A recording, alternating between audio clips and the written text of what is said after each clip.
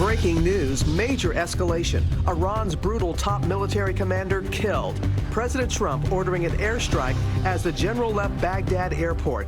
The man responsible for the deaths of hundreds of Americans and said to be planning new attacks against Americans abroad. Now Iran's supreme leader promising, quote, severe revenge. The U.S. Embassy ordering Americans to leave immediately. Security stepping up in major cities from Los Angeles to New York. Our team live covering it all for you this morning. The new travel threat as millions head home from the holidays, flash flooding wiping out cars, wind toppling this semi, and now strong storms on the move from the south to the northeast. Australian apocalypse. The new warning this morning as thousands race to evacuate. Catastrophic fires scorching more than 12 million acres. And now temperatures on the rise. The Americans flying in, trying to help contain the epic flames this morning. An ABC News exclusive. The three women who survived more than a decade in captivity in that Cleveland house of horrors now telling their stories. How were you able to withstand that kind of abuse? Their bravery, resilience, and how they're using their lives to help others. Only on GMA. And also only on GMA, actress and talk show host Ricki Lake here live for her first interview since revealing her secret struggle. Her message now inspiring thousands of women this morning. Live in Times Square, this is Good Morning America. And it is a very, very busy Friday morning here at Good Morning America. And the U.S. and our allies on alert after that dramatic attack on Iran's top military commander. Yeah, and Iran's supreme leader is now vowing revenge for the U.S. operation that took out that man, General Qasem Soleimani. He was killed in a missile attack at the airport in Baghdad on Thursday. The U.S. saying he was responsible for the deaths of hundreds of Americans during the Iraq War, as well as those protests earlier this week at the U.S. Embassy in Baghdad, also warning that he was actively planning attacks on American diplomats and service members. And you can see thousands of his supporters taking to the streets protesting this morning. Our chief global affairs correspondent, Martha Raddatz, starts us off there in Washington. Good morning, Martha. Good morning, Robin. Americans are being warned to get out of Iraq immediately after this stunning and dramatic escalation with Iran. And now the world waits for the response from Iran. What they do could have a profound impact on the region, possibly leading to war. And given the threats this morning coming from Iran, a response is almost certain. A fiery heap is all that remained of the motorcade that was carrying Qasem Soleimani, the powerful and revered Quds commander in Iran, a force labeled a terrorist organization by the U.S. Soleimani had just arrived at Baghdad's international airport, climbed into an SUV, and within minutes, he was dead. A sophisticated U.S. drone launching powerful missiles into the vehicles carrying the elite commander and others supporting Iranian-backed militias. An image of Soleimani's hand from the smoldering wreckage emerging with a large ring he was known to wear. The Pentagon saying in a statement last night that Soleimani was actively developing plans to attack American diplomats and service members, adding that the strike was aimed at deterring future Iranian attack plans.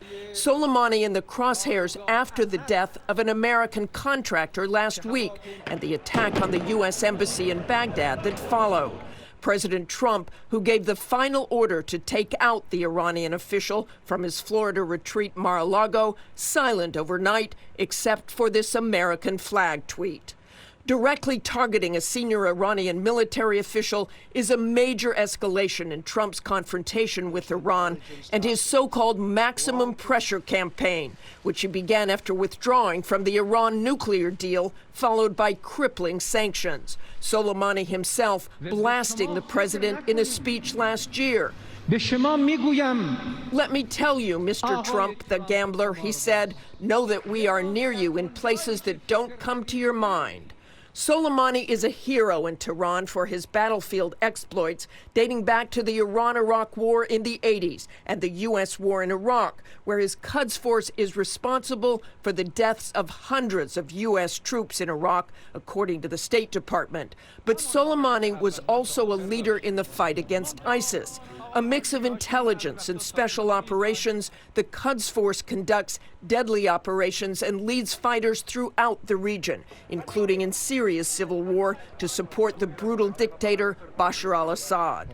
Iran is all but certain to retaliate for the assassination, with fears of an escalation that could spiral into war. Iran's powerful Ayatollah saying this morning of his right-hand man, his efforts and path won't be stopped by his martyrdom. By God's power, rather a severe revenge awaits the criminals who have stained their hands with his and the other martyrs' blood last night. Martyr Soleimani is an international figure of resistance, and all such people will seek revenge.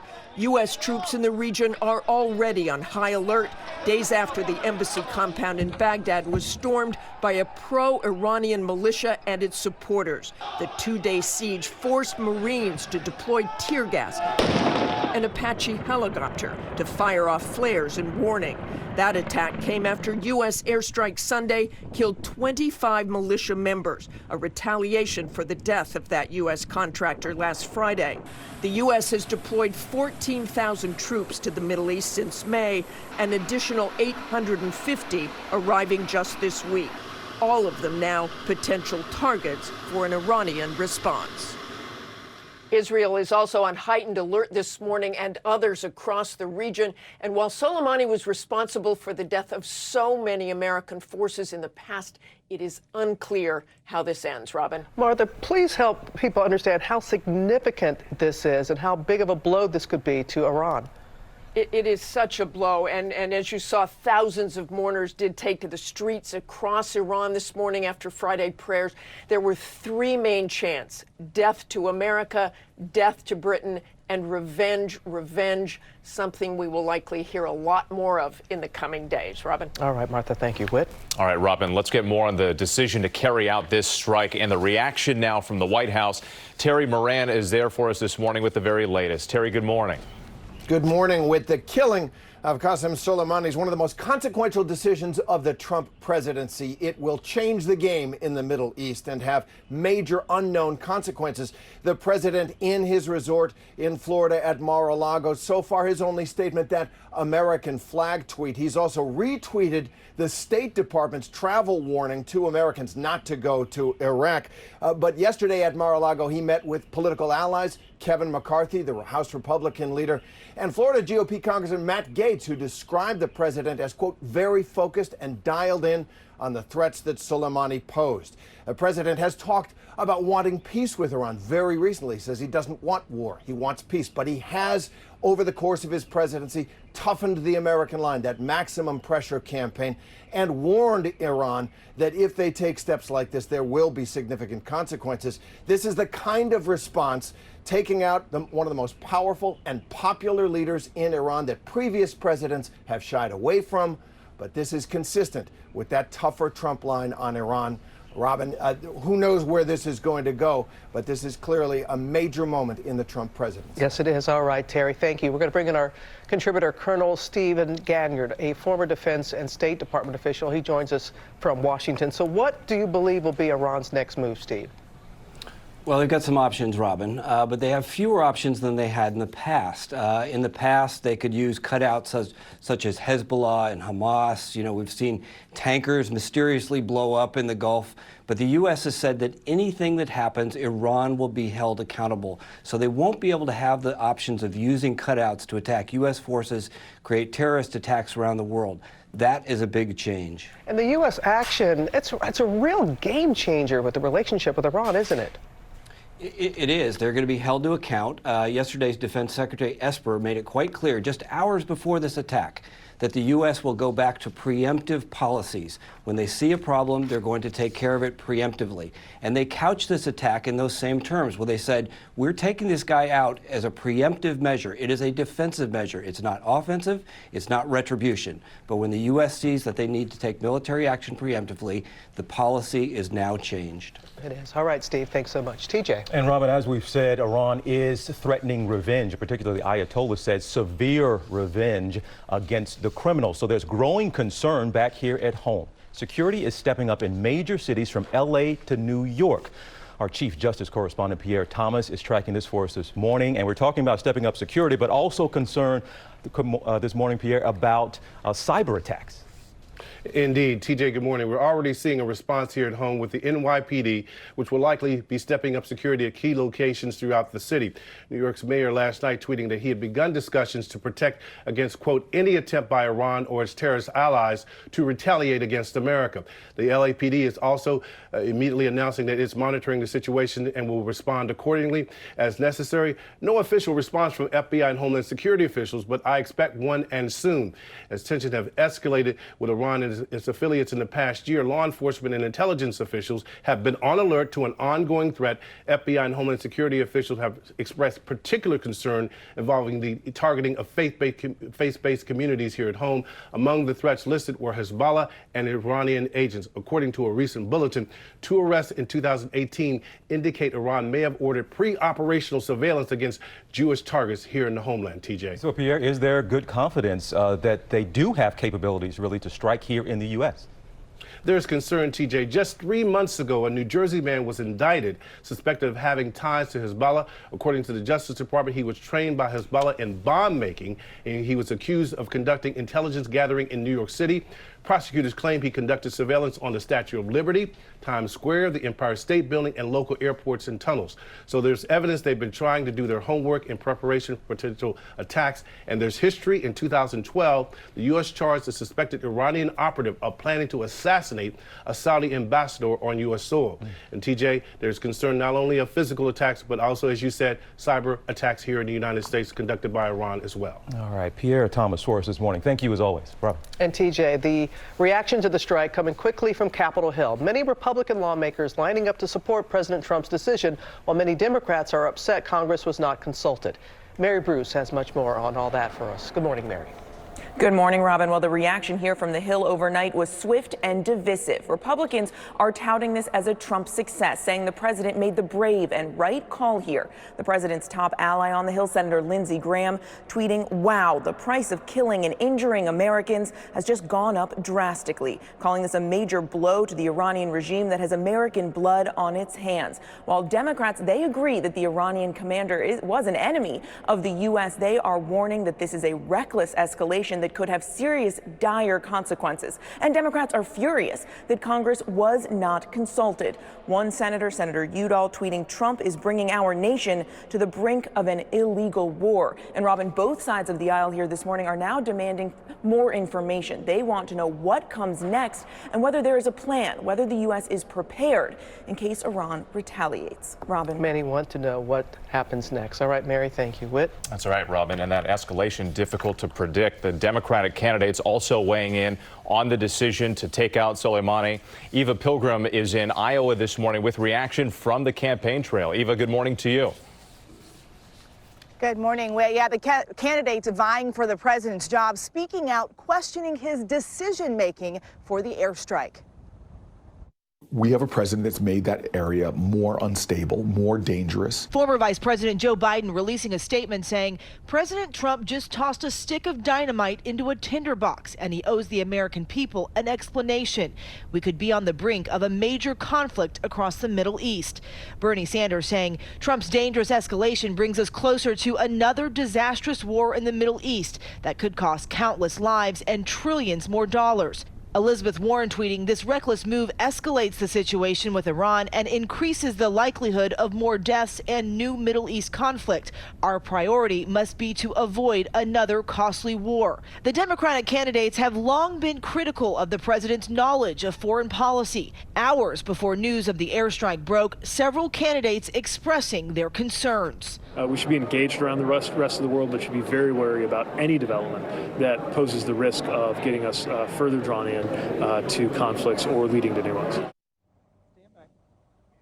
And no doubt we will hear from more of those candidates today. TJ. All right, Eva, thank you so much. And to our audience, we will be following the story about that escalation between relations of the U.S. and Iran for the rest of the morning. Bring you updates as we get them. But we do need to turn to some other top stories this morning, including a winter storm that is on the move. It's bringing heavy rain, some flooding threats to the south and east, just as millions of folks are still wrapping up their holidays and trying to get home.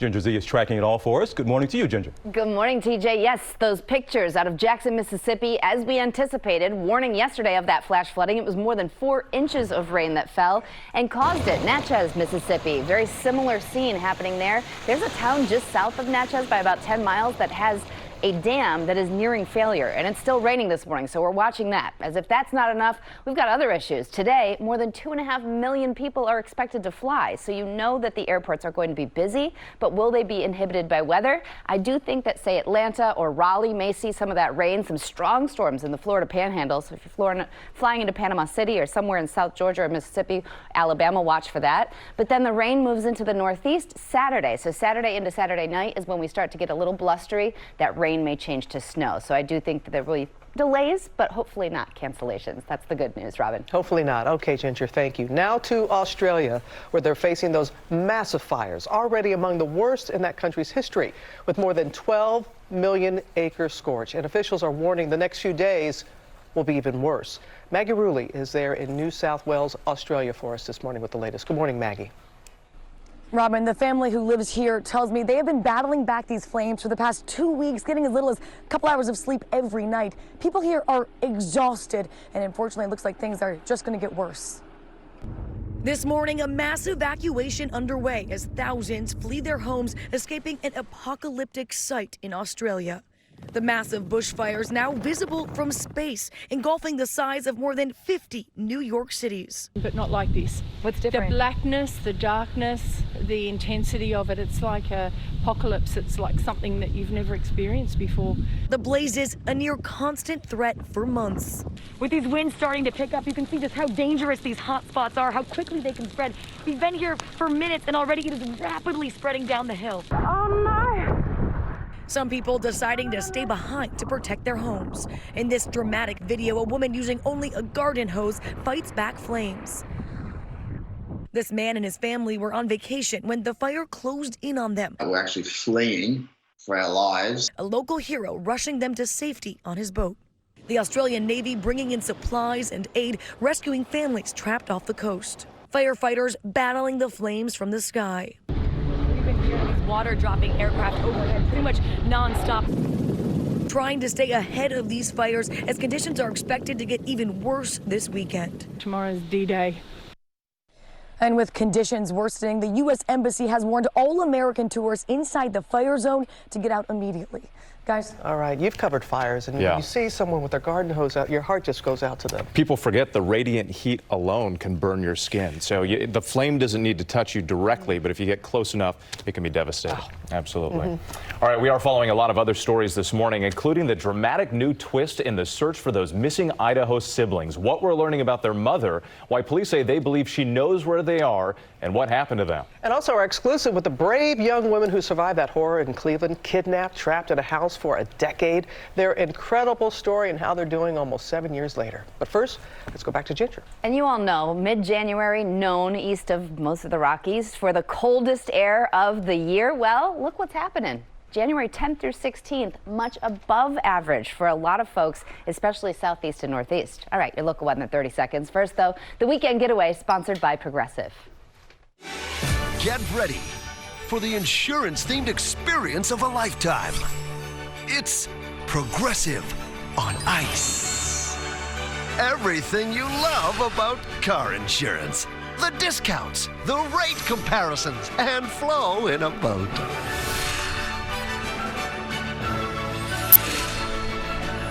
Insurance adventure awaits at Progressive on Ice. Tickets not available now or ever. Our Friday, even our Saturday with rain coming through, really feeling more like a day in late March or early April.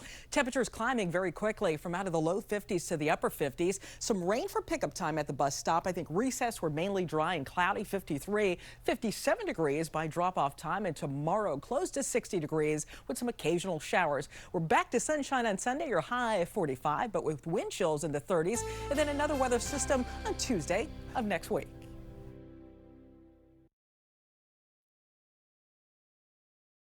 8 o'clock hour. We'll be right back.